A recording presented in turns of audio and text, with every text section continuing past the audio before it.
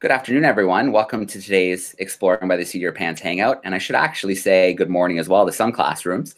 My name is Joe Grabowski. I will be your host for today. And all this month, we've been celebrating amazing women in science, adventure, exploration, and conservation. And we're going to keep things rolling for one more day. And I'm very excited to introduce our guest for today.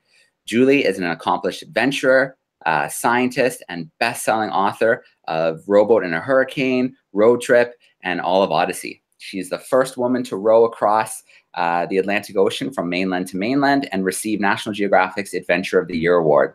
Explorer magazine lists her as one of North America's leading adventurers in 2016. And presently, she manages a boat company, Angus Rowboats, and she's co-founding and developing an autonomous boat to attempt the first unmanned crossing of the Atlantic Ocean. So, Julie, Angus, it is so great to have you joining us for your first hangout today. Hi, everyone. It's great to be here. Can you all hear and see me okay? Big thumbs up, classrooms. Yeah, there we go. Great. So as Joe said, I love exploring. My background is in science, so I use my understanding of science to go out there and explore the environments that we travel through and that we live in. So I want to talk to you a little bit today about my different expeditions and share some of those stories with you. So what I'm actually going to do is I'm going to put on a PowerPoint presentation with some pictures, so I can show you the different places that I've traveled to. And then after my talk, you can ask questions and we can talk about any of those expeditions.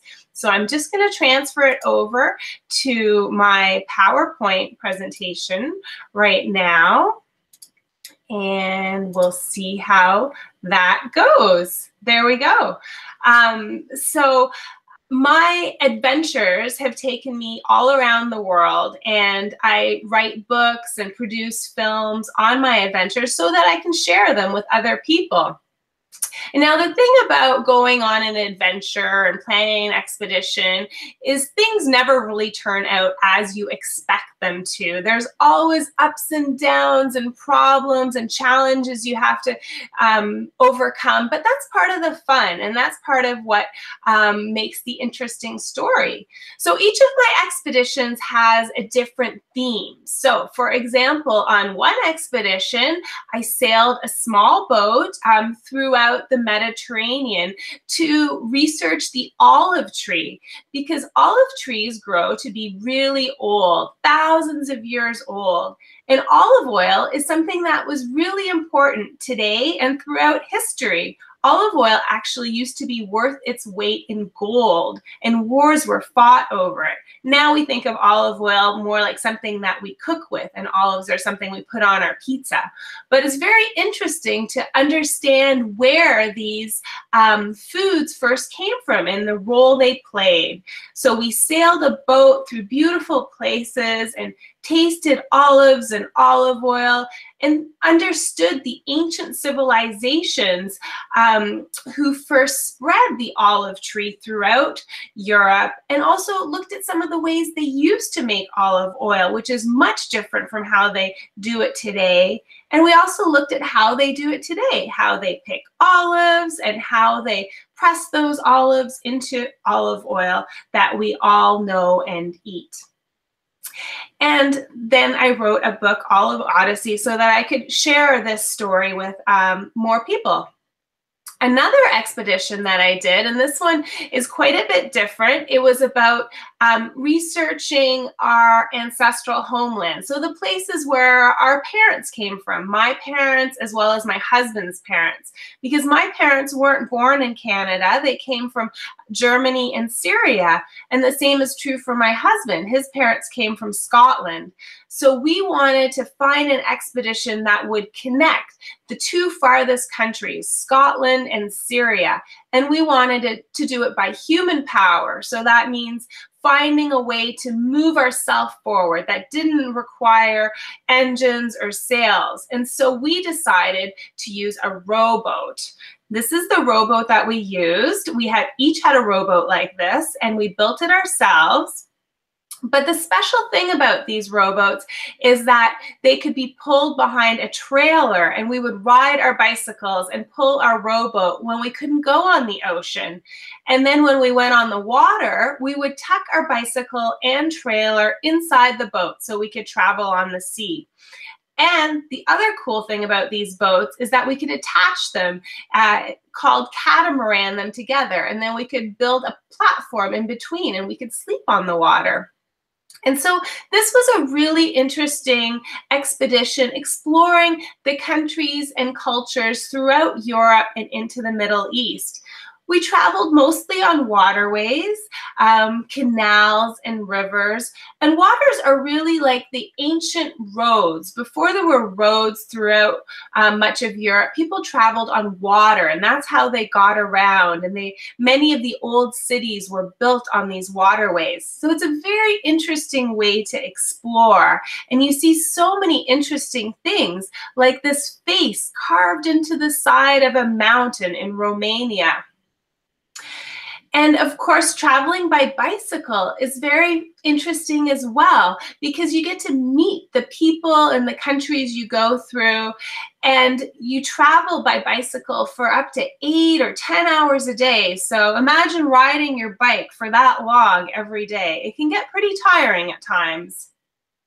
But one of the challenges about going through so many countries is all the different languages people speak. And sometimes the writing is different too, like the Cyrillic they use in Bulgaria. So communication can always be a challenge, and we have to find ways to communicate even when we don't understand the languages. And so on this trip, we went all the way through the United Kingdom and Europe and into the Middle East, where my father's side of the family first came. And there my family had an olive farm, which we visited. And we also stayed with my family there. So it was an interesting way to visit family very far away. And then that story was written about in my book, Road Trip, From Scotland to Syria by Oar. Our current project is quite a bit different. This time we're doing an adventure, but nobody is going to be on that adventure. We're creating an autonomous or unmanned boat. This is a boat that doesn't have anybody in it. It's like a robot boat. It's like a self-driving car or an aerial drone. We program everything into it beforehand. And this summer, we're going to send this boat across the Atlantic Ocean from Newfoundland to Ireland. No boat has ever done this before, no autonomous boat. There have been 27 attempts and they've all failed because it's such a hard thing to do. But we hope that our design and our technology will allow the boat to succeed, but we don't know, we'll have to see.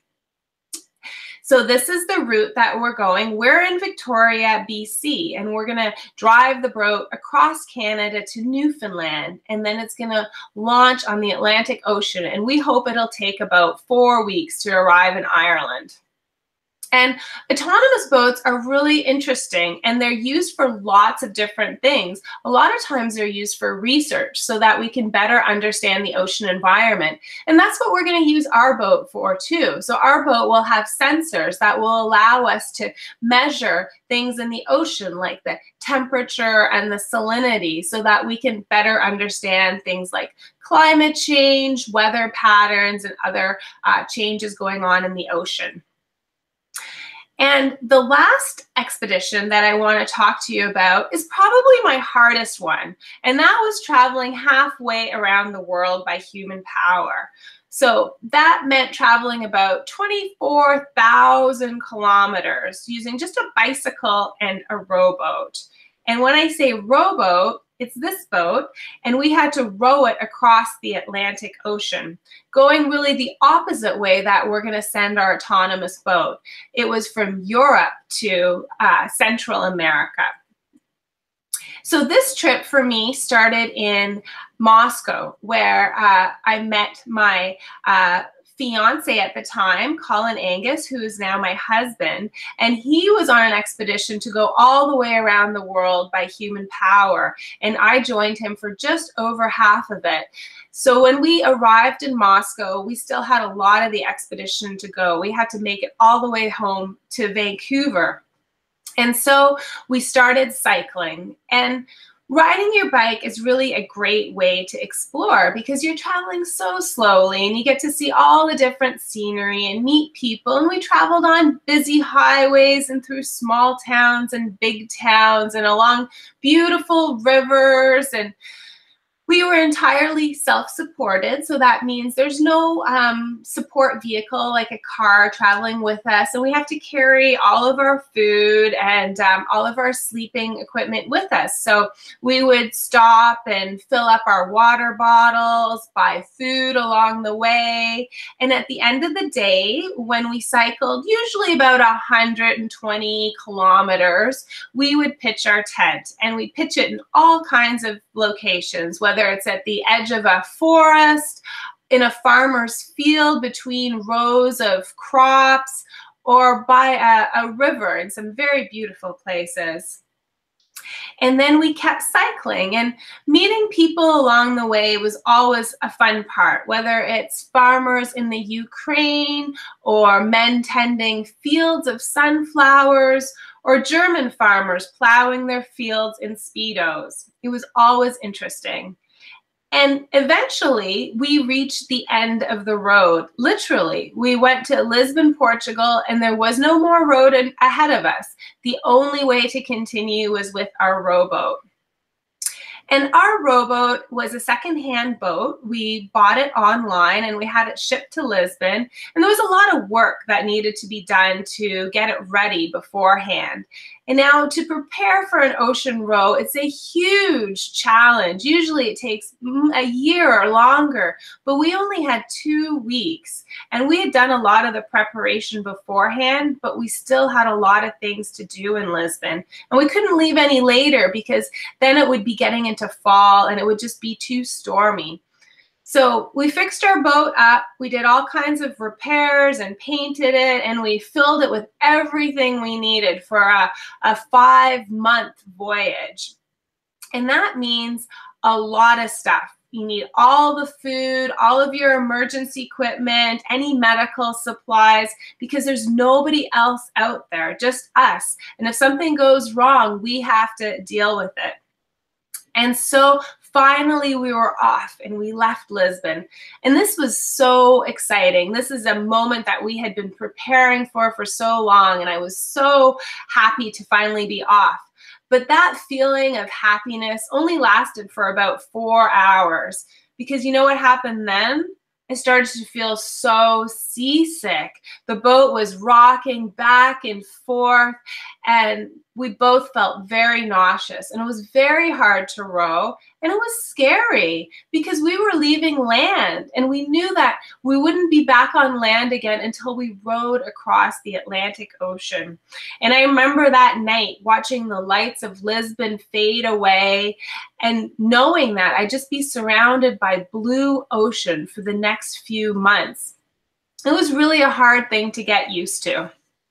And those first few days were really hard. And part of it was because things didn't exactly go as we planned. And that's the problem with expeditions, or really anything we do in life. It doesn't always work out how we want it to. And there were a lot of things that went wrong that first week. And 2 really big things were we had 2 really important pieces of equipment fail. One was our water maker, which is also called a desalinator. And what it does is it converts salt water to fresh water or drinking water. It takes the salt out of the ocean water so you can drink it. And this is really important because you can't bring enough water on a row to last you the whole time. So you have to make your drinking water. So without that, we could die of thirst. And the other thing that broke was our GPS. GPS is something we use to navigate, to tell us where we're going. And if we don't know where we're going, we won't know how to get to the other side of the ocean because you can't see land, or we might run into the wrong shore and get washed up on the rocks. So Colin and I had different ideas about what was the most important thing to fix. He thought it was the GPS, because knowing where we're going is so important. And I thought it was the water maker because we didn't want to die of thirst. So we couldn't agree what was the most important thing. But the thing about rowing is you don't row all the time. We take turns rowing. We row in 2-hour shifts. And so when Colin was rowing, I was in the cabin working on the desalinator, trying to fix it. And when I was rowing, Colin was working on the GPS, but we still couldn't get it fixed. And then the weather changed and it became too hard to row. We had big winds and waves against us. So we went inside the cabin and we were both working on fixing these equipment. But you know what? We didn't realize that there was a much bigger problem bearing right down on us. That was like a foot away from us. I opened the door and I looked inside and I saw that all I saw was the side of the freighter.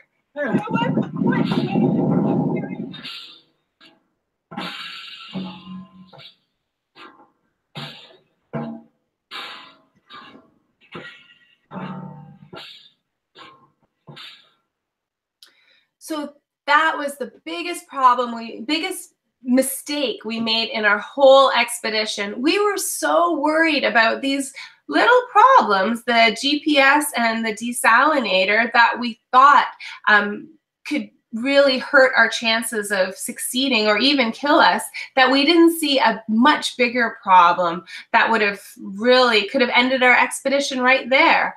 And the problem when you're in a little boat in this big ocean is that even though we were looking out our hatch, making sure there were no boats near us, it's really hard to see very far away because it's so wavy. And it's kind of like when you're surrounded by mountains and in a valley, you can't really see very far because of all the mountains. Well, the waves are like mountains. But after that, things got a little bit better. The weather improved and we started to get used to rowing so much. But we had another problem, and we found out about this problem when I called my dad on the satellite phone. So even though cell phones don't work out there, satellite phones do. And my parents were pretty worried about how dangerous this was. And so I called my dad to tell him that everything was going okay. And he said, "No, Julie, no, it's not, because there's a hurricane that's formed on the Atlantic Ocean and it's coming right towards you."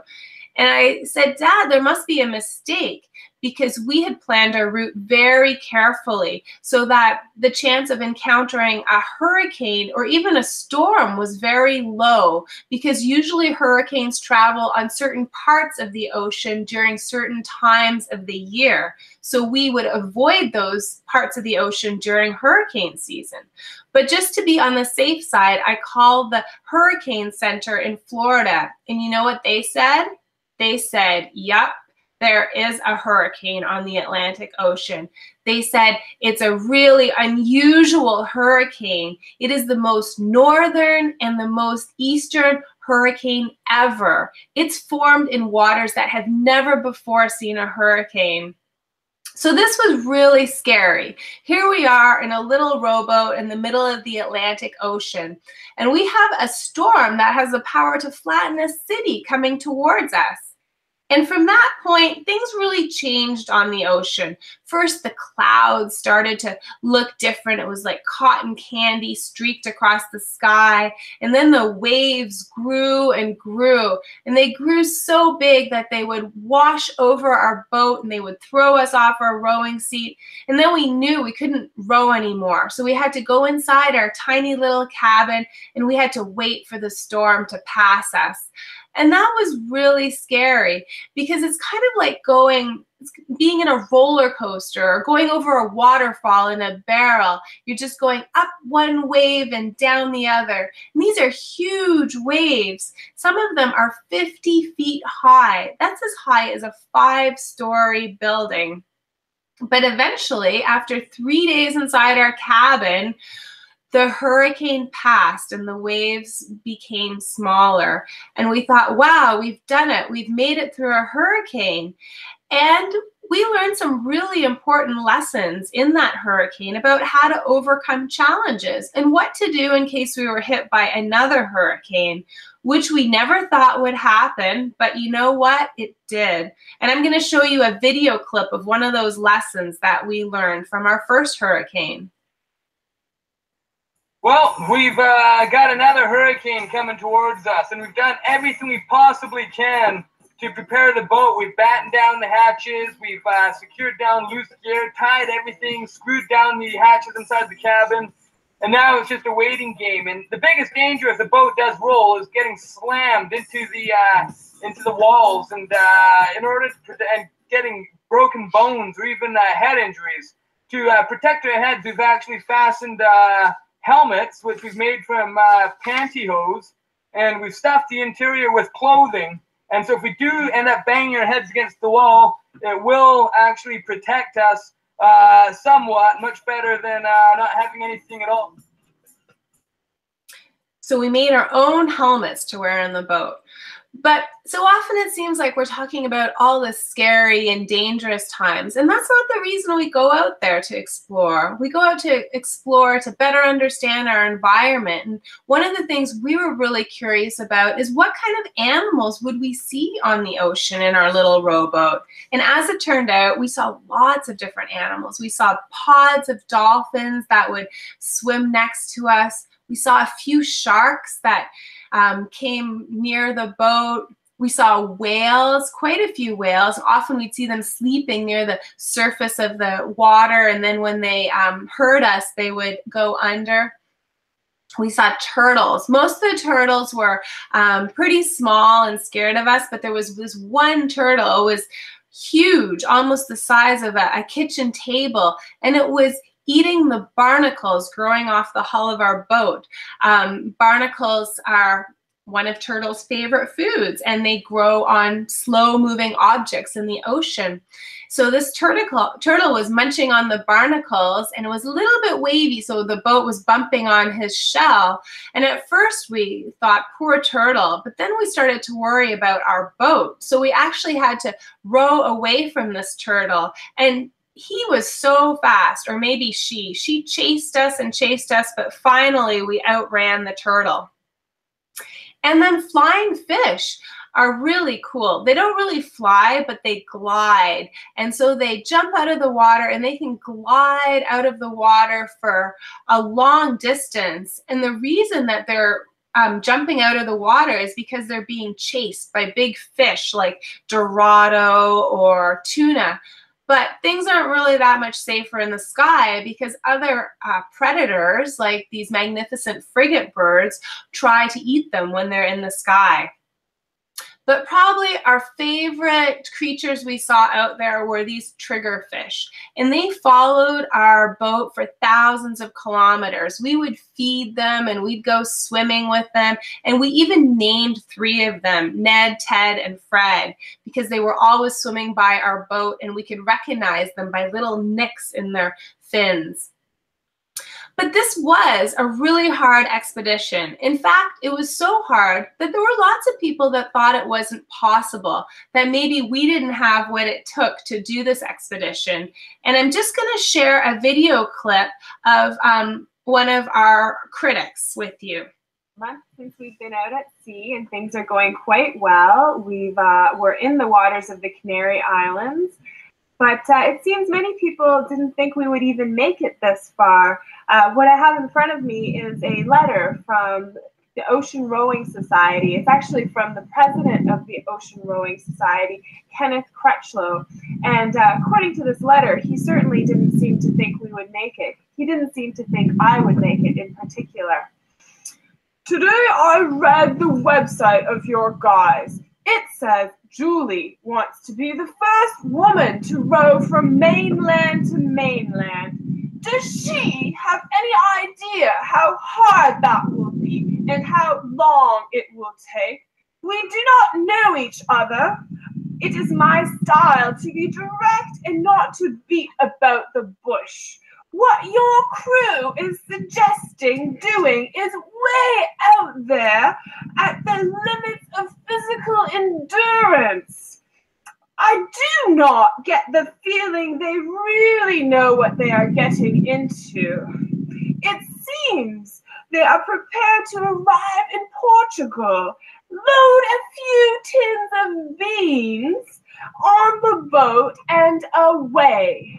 I like beans. To be honest, I do not get the feeling the row is well planned and properly equipped. My answer has to be, if you are not properly funded and equipped, don't leave. Go home. And that was Kenneth Crutchlow, president of the Ocean Rowing Society, showing his support for our row across the Atlantic Ocean. What that taught us is that you really need to believe in yourself and make sure that you're ready to do what you want to do. And that sometimes, even though people think you can't do it, you can do it, and you just have to work harder at it. So finally, after 5 months of rowing, we were near the end. And this was pretty exciting. We hadn't had any fresh fruits or vegetables or cold drinks for 5 months. And suddenly it was over, and we arrived in Limon, Costa Rica. And here's another video clip showing our arrival. Well, this is it. Our final day on the ocean. After rowing 10,000 kilometers in 146 days. And it has been hard, right to the end. The last few days, we could not even stop. We had such strong currents. And every time we stopped rowing, we'd start going backwards. And we're having to row 18 hours each a day, which is a lot of rowing, 24 hours in total, sometimes doubled up. We encountered one last final storm with winds of 55 knots and big 25-foot, 30-foot breaking waves. And we just cannot wait to be on land again. Well, I can't believe it. After 10,000 kilometers, we're almost there. We've got a little group of well-wishers. And it's a dismal, rainy morning, and we're finally pulling into Costa Rica.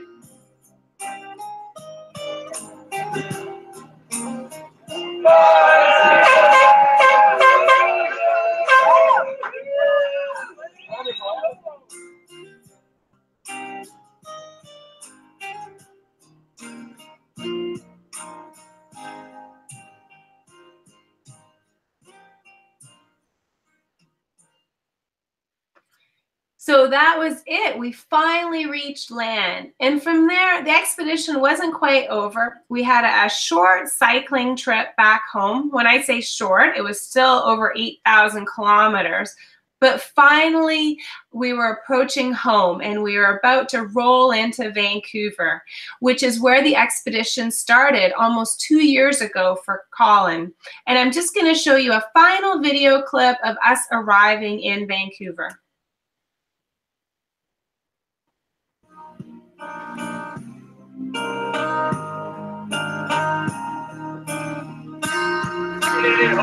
Oh, it feels incredible. This is the last leg. We're about 8 kilometers away from the finish line. We've got all these wonderful people that have come out and joined us for the final moment. It feels completely amazing that 43,000 kilometers behind us and about 5 ahead of us.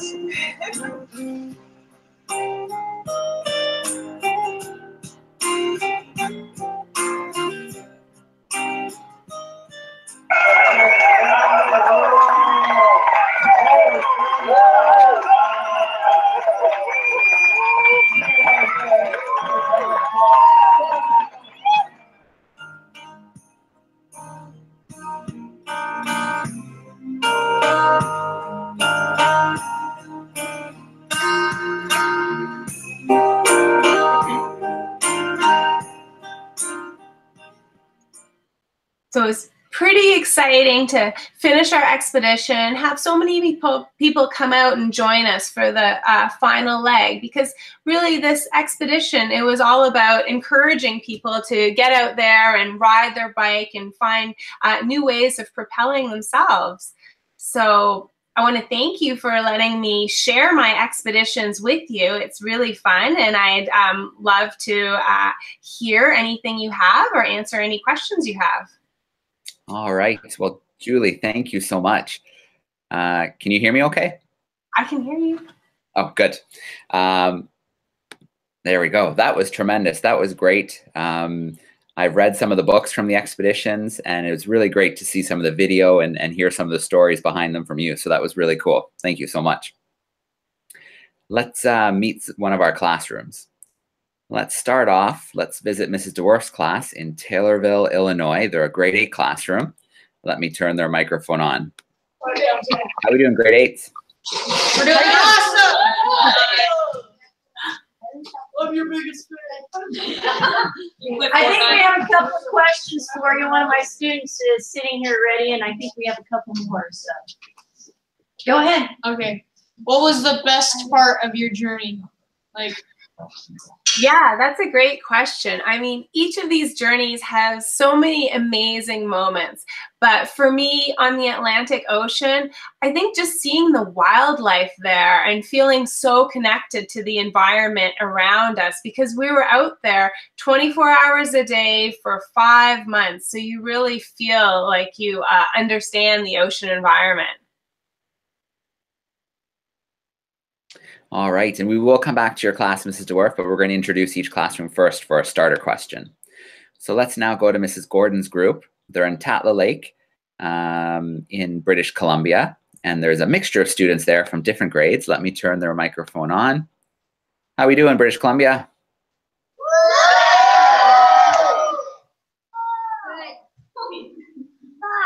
So we have, we're first of all wondering if you've ever heard of Mike Granta. He's canoed across Canada a number of times, and last year he portaged most of BC. He started in Bella Coola on April 1st, and he visited us here in Tatla Lake. So we're just wondering if you've ever heard of him. Wow, that's amazing. Could you say his name again? I didn't hear it. It's Mike Granta. Mike Granta. No, I haven't heard about his expedition, but I definitely will check that out. So he's traveled across Canada in a canoe. That's amazing, and it's such a Canadian way of traveling too. You do live in Canada. I live in Canada. So a few more questions. Did you bring food for the whole 5 months, or were there food drops? Yeah, that's a great question. We did actually bring food for the whole expedition on the ocean, because once you're out there, there's no food drops. There was no ship coming to visit us. So planning your food for a journey that's that long is actually really hard, because we don't have a fridge. We have really limited space on the boat. We have to pack everything in there. And for cooking, we just have a single burner alcohol stove. So basically, we make everything in one pot. So it was lots of dehydrated food, so we'd only have to add water and things that just really lasted for a long time.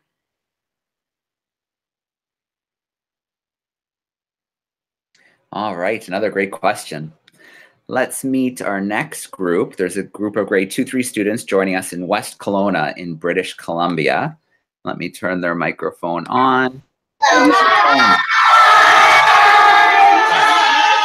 Okay, that's a question. Jackson. How did she go to the bathroom? I knew somebody was going to ask that question. So, well, there is no bathroom, there's no toilet, and there's no shower on the boat. So basically, you just go over the boat into the ocean or in a bucket, and you throw it into the ocean. And because it's all biodegradable, it doesn't harm the ocean. All right, that is a common question when we host Ocean Roar. Some call it bucket and chuck it. Yes, bucket and chuck it. All right, let's introduce our next group. So this time we're in Asheville, North Carolina, with a group of grade 2 students. Let me turn your microphone on and let's see how they're doing. So there we go, microphone is on. Hello. How old? Hi.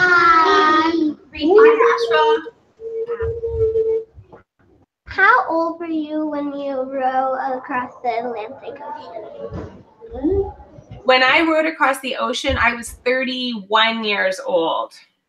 And it took me, well, actually, I guess I was 30 when I started, and I had a birthday on the ocean. So I was 31 when I finished. All right, and our final group joining us live, this is a neat group. So Laurel Springs School is an online school in the US with students in all 50 states and 86 countries. And today, there's students virtually taking part via YouTube through grades 8 and 12. And so Rochelle Wafer is the student engagement manager, and she's joining us live with students, and she's going to ask the questions for them. So let me turn her microphone on. Oh, it didn't go. Let me try again. There we go. Okay, can you hear me now? We gotcha. Awesome. So thanks so much, Julie. If you see me looking at the second screen, that's because that's where my classroom is right now, and that's where the students are. And we have students from Dublin, Ireland, Southern California, Nashville, Quebec, Switzerland, Arizona, Orlando, and Amaya is in Southern California. She's in 12th grade, and she has two questions. One of them is, what was your inspiration, or what made you start the trip? And then also an important question, I think, for students is, how well was the internet working as you were traveling? How often were you able to get on the internet?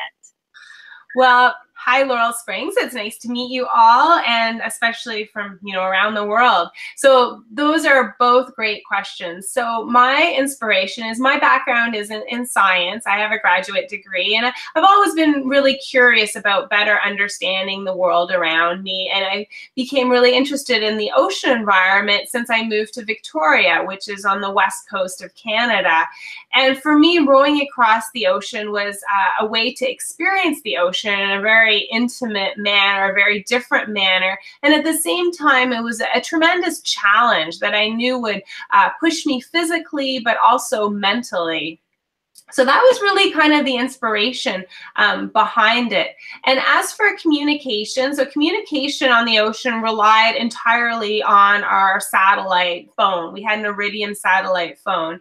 And the connectivity is pretty good right across the ocean.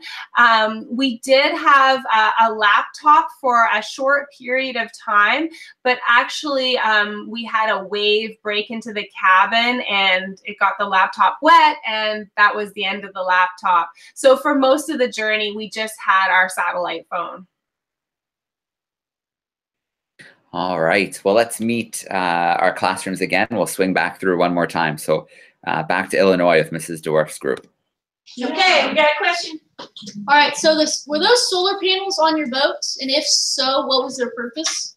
Yes, great question. So the boat is an interesting mix of old technology and new. The only way to move the boat is with the oars and the sliding rowing seat, but it's got a lot of fancy equipment on it, and it has solar panels that cover most surfaces so that we can get as much solar power as possible. And the solar energy was used to power our desalinator, which is our water maker. So every day we would run that for about 2 hours and make about 10 liters of water. It was used to power our camera equipment, so we could make our documentary, our Iridium satellite phone, so that we could stay in touch with our team at home. We even had a stereo on the boat, so it was used to power that. So all kinds of technology on the boat as well. All right, and let's jump back to Mrs. Gordon's group in British Columbia. Your microphone is coming on. Okay. How did you fix the desalinator? So yeah, great question. So the desalinator, it has a bunch of O-rings that seal various components of it, and we just had to basically take it apart, clean all those rings, and put it back together, and that allowed it to work again. And because that was such an important piece of equipment, we actually had a backup desalinator, which is a hand crank one. So that big one, it ran off our solar panels, but the hand crank one, we had to pump it. So we could have used that if we needed to, but to make 10 liters of water, we would have had to pump for about 6 hours a day. So that one was a lot of work. So we're really glad we had got the desalinator working again. And the GPS, actually, we got that working again as well, but it had nothing to do with us. We basically gave up fixing it, and we had this little handheld GPS that we used instead. But after about a month on the ocean, our big GPS just started working again. And what we think think happened is that somehow some of the wiring came loose, and because of the ocean environment, all the salt, it caused maybe some rust to form and caused it to be connected again. All right, and let's slide over to West Kelowna. Your microphone's on again. Taylor has to go. What? Taylor, go ahead. On the fish that were your favorite, what type of fish were they?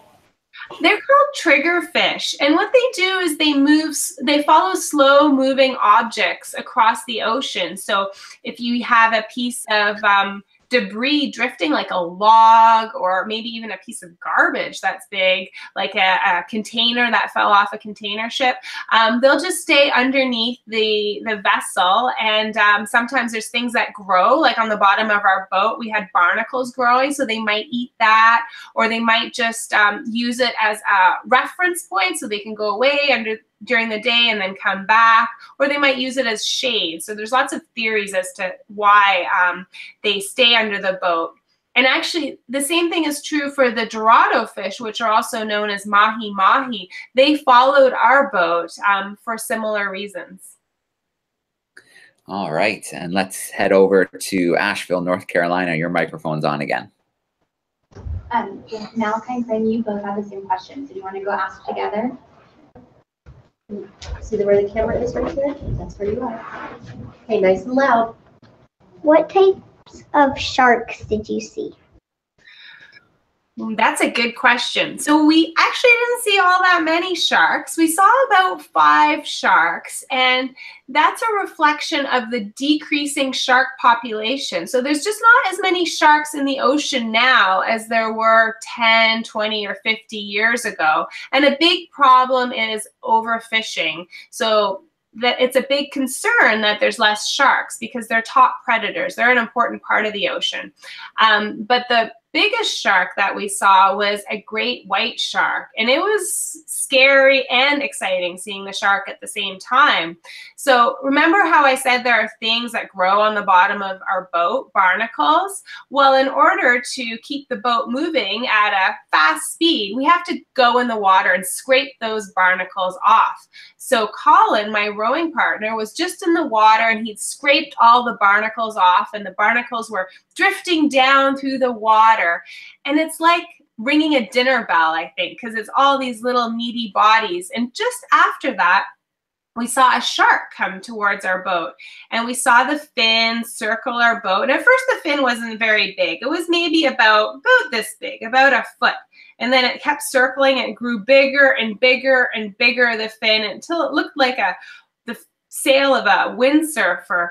And then the shark disappeared, and we thought, oh, it's probably a good thing the shark has left. And then we saw this big shape approaching our boat. It was so big, we thought it was a whale. And we looked at it, and we watched it go underneath, and we realized it was the great white shark. It was about as big as our boat, and it came right underneath our boat, and then it went away, and we never saw it again. So it was a pretty exciting moment. We felt pretty lucky to see such an incredible creature out there, but happy to be in our boat and not in the water. Absolutely, very exciting. Let's visit Laurel Springs, because I bet you there's another question. Let's see. You are right. There's another question. Okay, so we have Abby is an 11th grader, and so is Alec. Abby's in Nashville, and Alec is in Canada, in Montreal, and their questions are similar. They know that expeditions don't always go as planned, so they were wondering what was the hardest challenge of your trip, and then also, were there any particular areas, parts of the world that were more difficult, like the Middle East or Russia? Yeah, it's very true. Expeditions don't go as planned. I would say the hardest part of going around the world was the ocean. We did it during the worst hurricane season in history. It was the year of Hurricane Katrina. There were more hurricanes and more intense hurricanes than we'd ever seen before. And we got hit by 2 hurricanes and 3 tropical storms. So every time a hurricane hit us, not only was it dealing with the storm and the big waves, but it would push us off course. And the currents would change for the ocean for like weeks at a time. So instead of, having a current with us, we had no current or a current against us in some cases. So it really extended our trip by a long while.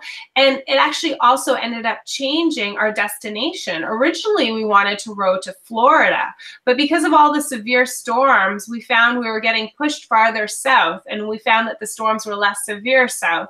So we just ended up changing our destination and going into Costa Rica instead. So that was probably one of the most challenging parts. And yeah, in terms of when you're traveling through different countries, there are definitely challenges depending on where you go. A lot of times it's bureaucratic challenges. So for example, coming to a country in an unusual way, like with a rowboat, or trying to ship equipment in or ship it out can be extremely challenging. For example, one of our challenges on our road trip where we went from Scotland to Syria in our rowboats and bicycles was when we were on the Black Sea. We wanted to travel from Bulgaria into Turkey, just on the Black Sea. And we talked to the officials in Bulgaria and they said, sure, you can do that. But, we can't tell you what's going to happen when you come into Turkey. And then we had a local who was helping us that said, no, don't do that, because the last time a fisherman accidentally crossed the border, he was shot. So, there's definitely challenges, and you need that insider's knowledge to be able to navigate those waters. All right. Well, Julie, thank you so much for today. It's been just an awesome month connecting with so many amazing women in science, adventure, exploration, and conservation. And you are our final hangout of the month. So it's been over 50 events and just a ton of fun. And your trips around the world are so inspiring, and your adventures. And I know for one that I'm excited about the new project with the autonomous rowboat. And I know the classrooms will be excited to follow along as well. Well, thank you so much for having me. And it's been great meeting people all across Canada, the US, and the world. And wish you all the best with your own adventures and explorations. All right. So what we're going to do now is turn on the microphones and let the classrooms say goodbye and crazy. So feel free to be a little loud, and then we're going to sign off for today. So here we go. Microphones coming on.